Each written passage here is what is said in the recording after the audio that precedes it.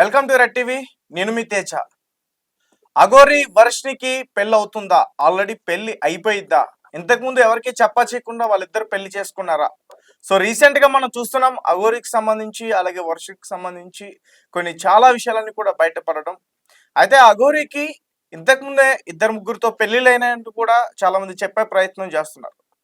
అయితే మరి వాళ్ళ పెళ్లికి వాళ్ళ ఫ్యామిలీ మెంబర్స్ ఒప్పుకోవట్లేదా? ముఖ్యంగా వర్షిని వాళ్ళ ఫ్యామిలీ మెంబర్స్ ఒప్పుకోవట్లేదా? మరి ఇంతకు ముందు పూజా కార్యక్రమంలో వాళ్ళ ఫ్యామిలీ మెంబర్స్ ఎందుకు నిర్వహించారు?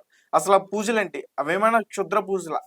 ఇవన్నీ కూడా మనతో పాటు పూర్తిగా క్లారిటీ ఇవ్వడానికి ప్రస్తుతం మనతో పాటు శివరుద్ర నాగసాధు ఆయన లైన్ లో ఉన్నారు. ఒకసారి ఆయనతో మాట్లాడతాం. గురుగారు నమస్తే అండి.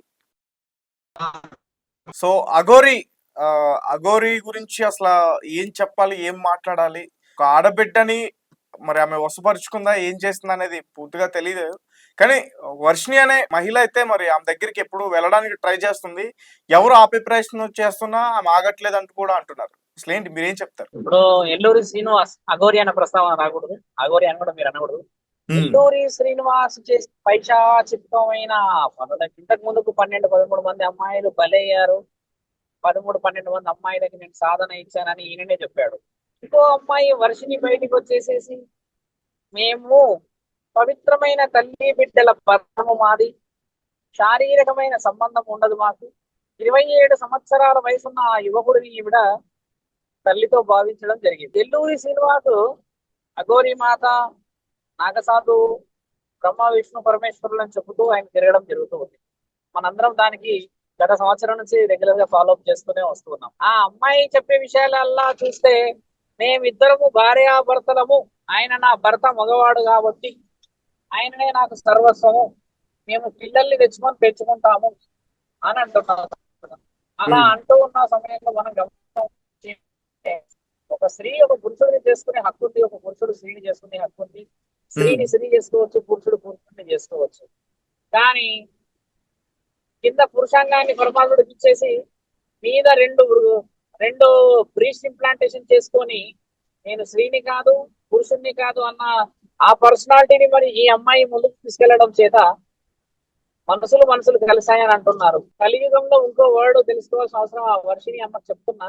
అయితే అఘోరి అతను ట్రాన్స్జెండర్ కదా, అంటే ఒకప్పుడు శ్రీనివాస్ కన్నా అతను తర్వాత మారిపోయారు కదా, మరి ఎట్లా సాధ్యం అవుతుంది? ట్రాన్స్జెండర్ అయిపోయిన తర్వాతనో లేకపోతే అమ్మాయిని పెళ్లి చేసుకున్న తర్వాతనో అన్న విషయం కంటే ముందు శ్రీనివాసే చెప్పిండు నాకు అంగం లేదు అని చెప్పేసి, నేను పరమశివుడికి ఇచ్చేసిన అని చెప్పేసి. తర్వాత ఇప్పుడు శ్రీనివాస్ వచ్చేసి నేను పెళ్లి చేసుకొని నేను ఈ విధంగా ముందుకు పోతున్నా, ఆ అమ్మాయితో సంసారం చేయబోతున్నా, పిల్లల్ని కనబోతున్నా, ఆ పిల్లల్ని పెంచుకోబోతున్నా, నేను ఇట్లా పోతున్నా అట్లా పోతున్నా అన్నది శ్రీనివాస్ ఏది నిజం చెప్పిండని చెప్పి శ్రీనివాస్ నమ్మడానికి మీరు ఒకటి ఆలోచించండి. శ్రీనివాస్ అన్ని చెప్పిండే అబద్ధాలే. లోక కళ్యాణము లేదు, సనాతన ధర్మం అంటే అర్థమే తెలియదు, నీకు నీ దేహం మీదనే దృష్టి లేదు.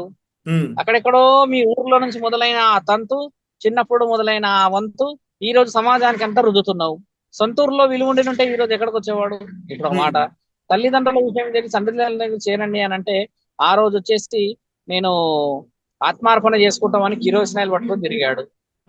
ఆ తర్వాత మంగళగిరిలో పోయి అంత తతంగం మొదలు పెట్టాడు. ఇన్ని చేసిన తర్వాత ఆ శ్రీనివాసులో ఈమె ఏ విధంగా సాధన తత్వాన్ని అఘోరి తత్వాన్ని చూసిండొచ్చు. కాబట్టి శ్రీనివాసు, ఎల్లూరి శ్రీనివాస్ వచ్చేసి ఒక సామాన్యమైన సాధకుడు మాత్రమే. ఆయన దగ్గర ధర్మ కార్యక్రమాలకు సంబంధించి, సాధనకు సంబంధించి, లక్ష్యాలకు సంబంధించి లేదు. ఇప్పుడు మీరు కాల్ చేయకముందు నేను కొంచెం బిజీ ఉన్నా, ఒక 5-10 నిమిషాలు మీరు కంటిన్యూ కాల్ చేస్తూ ఉన్నారు. అఘోరాల అఖాడాల నుంచి కాల్ వచ్చింది. అఖాడాల వాళ్ళు ఏమంటారు, మీరెవరు, ఎక్కడి నుంచి వచ్చింది, ఏం సంగతి, వీళ్ళు ఎవరు అన్న విషయాలు అడుగుతూ ఉన్నారు. అఖాడాలలో అందరికీ తెలిసిపోయింది ఇప్పుడు విషయం. ఇన్ని రోజులు శ్రీనివాస్ చాలా అదృష్టంగా తిరిగిండు. ఈయన చేసిందల్లా సోషల్ మీడియాలోనే ఉండేది. కేవలం మనకి శివరుద్ర సాధుకి, అఘోరాకి, ఇంకొక 2-3కే పడేది. ఇప్పుడు ఇది అఖాడా పేరు కూడా ఇచ్చారు, డిజిటల్ అఘోరి. డిజిటల్ అఘోరా ఇప్పుడు మొత్తం అఖాడాలందరూ పెకిలించేశారు. నిన్న సాయంత్రం నుంచి మొత్తం పెంట అయిపోయింది. అఖాడాలలో ఉన్న అఘోరాలకు సమాధానం చెప్పాలి ఎల్లూరి శ్రీనివాస్. తప్పించుకునేది సమాజం నుంచి ఉండొచ్చు, నువ్వు తప్పించుకునేది పోలీసుల నుంచి ఉండొచ్చు, తప్పించుకునేది నువ్వు కొన్ని దైవాధీనమైన ఆలోచనల నుంచి ఉండొచ్చు. కానీ అఘోరా అన్న పేరైతే పెట్టుకొని తిరుగుతున్నావో వాళ్ళు ఇంకా బతికే ఉన్నారు, వాళ్ళు ఏం చనిపోలేదు. అదంతా పుస్తకాల్లో లేదు, ఇంకా నిజ జీవితంలో జీవించే ఉన్నారు అక్కడ కాశీలో. వాళ్ళందరికీ సమాధానాలు చెప్పాల్సిన అవసరం ఉంటుందిగా. గురుగారు అసలు ఏంటి వర్షిని ఎందుకు ఈ అఘోరి వెంటే తిరుగుతుంది? అంటే వీళ్ళిద్దరి మధ్య అంటే ఫస్ట్ భక్తి ఉందేమో అనుకున్నాం, ఆ భక్తితో ఆ వర్షిని వెళ్ళిందేమో అనుకున్నాం. కానీ ఇప్పుడు ఆ చాలా విషయాలన్నీ కూడా వెలుగులోకి వస్తున్నాయి. వాళ్ళిద్దరి మధ్య ఒక ప్రేమాయణం ఉందని, ప్రేమ వ్యవహారం నడుస్తుందని, ఇలాంటి విషయాలన్నీ కూడా బయటకు వస్తున్నాయి. ప్రేమ ఉండవచ్చు, కానీ ఆ ప్రేమకు అర్థం ఇది కాదు కదా స్వామి. నేను ఇంకోటి కూడా ఏమంటున్నా అంటే, ప్రేమించుకునే హక్కు ఉంది ఆవిడకి, ఆయనకు ఉన్నది. కానీ ఒళ్ళంతా రుద్రాక్షలు, చితాభస్మము, నేను అఘోరా అని చెప్పుకుంటున్న ఆ శరీరానికి లేదు. నీ శరీరంలో ఉన్న ఆ రుద్రాక్షలు తీసేసి, చితాభస్మం అంతా తీసేసి, ఆ ముక్కు పుడకలన్నీ, నువ్వు పెట్టుకున్న అన్ని కోరికలను అక్కడ తీసుకుని అన్ని తీసేసి, సామాన్యంగా జీన్స్ టీ షర్ట్ వేసుకొని ఉండు. అప్పుడు నీకు వర్షిని ఏంది? ఆయన ఏదనుకుంటే అది చేయడానికి హక్కులు ఉన్నాయి, ఉన్నా కదా. సాధన అంటే ఒక గురుతత్వం, గురుతత్వం అంటే పరంపర, పరంపర అంటే సనాతనం, సనాతనం అంటే ఆది బీజం, ఆది బీజం అంటే మానవం, మానవం అంటే ధర్మం. ఇన్ని లేని నీకు పరమాత్ముడు మానవత్వం ఇచ్చిండంటే నేను ఎక్కడి నుంచి నమ్ముతాను? సమాజం అంత గుడ్డిదా? ఆ అమ్మాయి పెళ్లి అయిపోయింది, నా భర్త అంటుంది, నుదుటి బొట్టు లేదు, తాళి లేదు, ఎంటికలు ఈరపోసుకొని దయ్యంలో కూర్చుంది. అందులో వశీకరణ ఆ అమ్మాయికి ఎవరు చేయలేరు. ఈ అమ్మాయే శ్రీనివాస్ కు వశీకరణ చేసింది అని నేను ఇప్పుడు చెప్తున్నాను. వర్షినే అఘోరికి వశీకరణం చేసిందా? లేకపోతే శ్రీనివాస్ లాంటి అంటే ఈ వర్షినికి క్షుద్ర పూజల గురించి వీటి గురించి తెలుసా? అయితే వశీకరణ అంటే క్షుద్ర పూజలు కాదు స్వామి, hypnotize, psychiatric. It's called a documented proof psychiatric గా. ఇప్పుడు మీరు నేను చాయ్ తాగుతూ మాట్లాడుకోవడం కూడా వశీకరణే. మీరు నాతోనే ఎందుకు చాయ్ తాగాలి? ఇప్పుడు శ్రీనివాసు సనాతన ధర్మం అని తిరిగి, లోక కళ్యాణం అని తిరిగి, ఏడికైతే ఆడికి అని చెప్పేసి కత్తులు పట్టి తిరిగిన ఆయన ఒక ఆడపిల్లకి లోనయ్యాడు అని అంటే, కామము, క్రోధము, మదము, మత్స్యము, మాంసము, ఆనందము, లోపల దుఃఖము, ఆశ, బాధ, ఏడుపు, ఇవన్నీ ఉన్నవాడు అఘోర కాదు. ఇవన్నీ ఈయనలో ఉన్నాయి కాబట్టి ఆయన అఘోరనే కాదు. ఇప్పుడు ఇంకా క్లియర్ గా తెలుస్తుందంటారా బయటకి?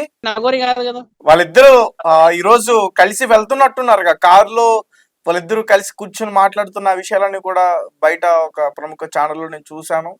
మళ్ళీ కలిసినట్టున్నారుగా, కలిపారా కలిసారా ఏంటి అసలు ఏం జరిగింది? ఎంత దూరం పోయినా శ్రీనివాస్ ఆగాల్సిందే స్వామి. శ్రీనివాస్ ఆగకుండా పోయేది ప్రసక్తే లేదు. మిస్సింగ్ కేసు అయింది ఆయన మీద, లా అండ్ ఆర్డర్ ఇష్యూ ఉంది అక్కడ.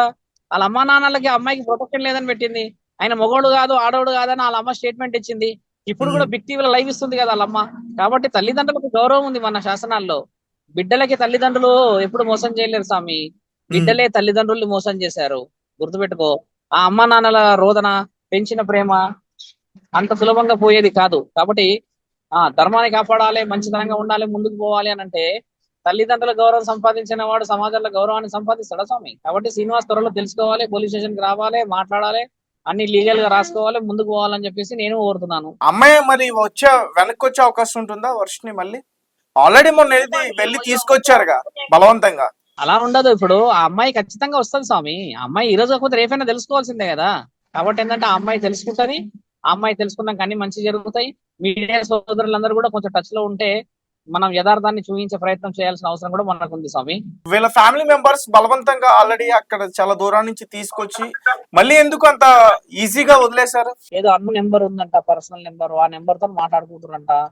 ఆయన దగ్గర 6 ఫోన్లు ఉన్నాయనంట. ఆ అమ్మాయి చెప్తుంది, 6 ఫోన్లన్నీ ట్రేస్ చేస్తున్నారు, ఇవన్నీ రికార్డింగ్లు ఉన్నాయి, రికార్డింగ్ పెట్టమంటున్నారు. ఇవన్నీ ఆ అమ్మాయి లీగల్ ఇన్ఫర్మేషన్ ఇచ్చేస్తుంది భయం లేకుండా. కాబట్టి ఆ భయం అనేది ఆ అమ్మాయి అంతలా అమ్మాయి తెలుసుకునేంత వరకు మనం ఆగాలి అంటున్నాం. అఘోరి దగ్గర వర్షినికి సేఫ్ అయినా అని అడుగుతున్నా. ఏం లేదు, ఎక్కడ సేఫ్ ఉంది? సేఫ్ లేదు, సేఫ్ ఎట్టి పరిస్థితుల్లో లేదు స్వామి. ఎట్లా అఘోరిని ఆపడం ఎట్లా? అక్కడ సేఫ్ లేదు, ఎలాంటి పరిస్థితుల్లో సేఫ్ లేదు, ఆ సేఫ్ కుదరదు. తొందరలో ఆ వర్షిని కూడా తెలుసుకొని బయటపడాలనేదే నా కోరిక, అందరి కోరిక. ఆ అమ్మాయి బయటికి రావాలని ఆలోచన. మీరేమైనా వాళ్ళ ఫ్యామిలీ మెంబర్స్ తో మాట్లాడే ప్రయత్నం చేశారా? నిన్న నేను మాట్లాడినా వాళ్ళ ఫ్యామిలీ మెంబర్స్ లో. ఆయన విష్ణు ఎవరు చేశారు, ఫోన్ చేశారు నాకు. ఆయన కూడా అన్ని వివరాలు చెప్పారు. ఆయన నన్ను కలుస్తాన్నాడు, ఈ రోజు రేపు కలిస్తే సరే నాయన, అన్ని అయిపోయినాక ఈ రోజు ఇట్లా అట్లా అంటే చెప్తే కుదరదు అని చెప్పినాను. ఆయన కూడా సరే అని అన్నారు. ధర్మం ప్రకారంగా ముందుకు వెళ్ళాలి అని ఆలోచిస్తున్నాము. మీతో కూడా టచ్ లో ఉండి మీరు. ఓకే గురువు గారు, thank you so much. So guys చూసారు కదా, అఘోరి వెంట మళ్ళీ వర్షిని వెళ్ళిపోయింది. ఆమంతటా ఆమె తెలుసుకుని మళ్ళీ వెనక్కి రావాలని శివరుద్ర సాధువు గారు అంటున్నారు. నిజానికి అసలు వీళ్ళిద్దరి మధ్య ఎటువంటి వ్యవహారం ఉన్నదనేది పూర్తిగా అయితే ఒక క్లారిటీ అయితే రావట్లేదు. గత కొన్ని రోజుల నుంచి కూడా మనం చూస్తూ ఉన్నాం, అఘోరి వెంట ఈ వర్షిని వెళ్ళిపోవడం, వాళ్ళ ఫ్యామిలీ మెంబర్స్ కాదనడం, ఇదంతా కూడా జరుగుతుంది. అయితే వాళ్ళు కూడా బలవంతంగా ఆమెను తీసుకొచ్చే ప్రయత్నం చేస్తున్నారు. కానీ బీటెక్ వర్షిని ప్రస్తుతం ఆమె పేరు ఈ విధంగా వైరల్ అవుతుంది బయట. సో త్వరలో పెళ్లి చేసుకోబోతున్నారు అంటూ కూడా చెప్తున్నారు. అసలు ఏ విషయం కూడా క్లారిటీగా లేదు. పెళ్ళయింది ఆల్రెడీ అఘోరికి అంటూ కూడా చెప్తా ఉన్నారు.